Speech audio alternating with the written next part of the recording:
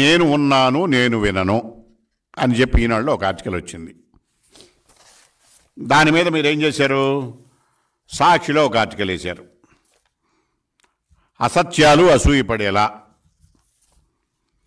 పైచ్యం దాటిన పైచాచికం, జనం మెచ్చిన జగన్ పాలనలో అసూయతో మెలిగిపోతున్న రామోజీ, పరిపాలనకు మానవీయతా కోణం అని చెప్పి జగన్ గారి గురించి రాశారు. నేను విన్నాను నేను ఉన్నాను అని. ఒక్క విషయానికి సమాధానం చెప్పండి. 31 మంది ఎంపీలు 151 మంది ఎమ్మెల్యేలతో ఈరోజు వరకు ఒక్కసారి కూడా కలవని వాళ్ళు ఎన్ని వందల మంది ఉన్నారు? 151 మంది ఎమ్మెల్యేల్లో మీ ఎమ్మెల్యేలు కనీసం 50 మందిని కూడా మీరు కలవాలా ఇంతవరకు ఈ 4.5 ఏళ్లలో?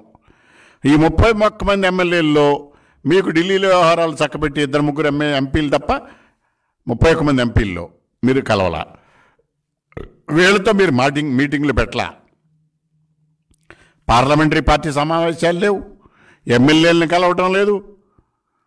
నువ్వు నేను విన్నాను నేను ఉన్నాను అని చెప్తే అది నమ్మమంటారా?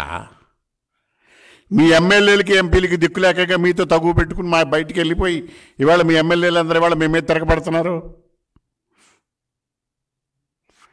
ఎమ్మెల్యేలు మీ తిరగబడుతుంటే ఆ ఎమ్మెల్యేలకి మీదంతా ప్రజల్లో వ్యతిరేకత ఉంది, అందుకని మిమ్మల్ని మార్చేస్తున్నానని చెప్తున్నాడు. వ్యతిరేకత ఉంది జగన్మోహన్ రెడ్డి మీద, ఎమ్మెల్యేల మీద కాదు, నీ పాలన మీద. ఎందుకంటే పాలనలో ఎమ్మెల్యేలు కానీ ఎంపీలు కానీ మంత్రులు కానీ భాగస్వాములు కాలా, వాళ్ళు కేవలం ఉత్సవ విగ్రహాల వల్లనే ఉన్నారు. పాలనా యంత్రాంగం అంతా కేంద్రీకృతమై ఒక జగన్మోహన్ రెడ్డి అంతరింగిక అంతఃపురంలో మాత్రమే ఉన్నది.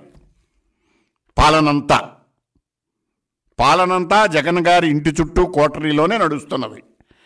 మంత్రులు ఎమ్మెల్యేలు ఎంపీలు ఉత్సవ విగ్రహాలు, ఏ ఒక్కరూ పాలనలో భాగస్వాములు కాదు. కనుక పాలన మీద వ్యతిరేకత వచ్చింది తప్ప మీ ఎమ్మెల్యేల మీద వ్యతిరేకత కాదు. పాలనలో వ్యతిరేకత వచ్చినప్పుడు ఏం చేయాలి? జగన్మోహన్ రెడ్డిని మార్చేయాలి. దానికి చర్యలు తీసుకోండి.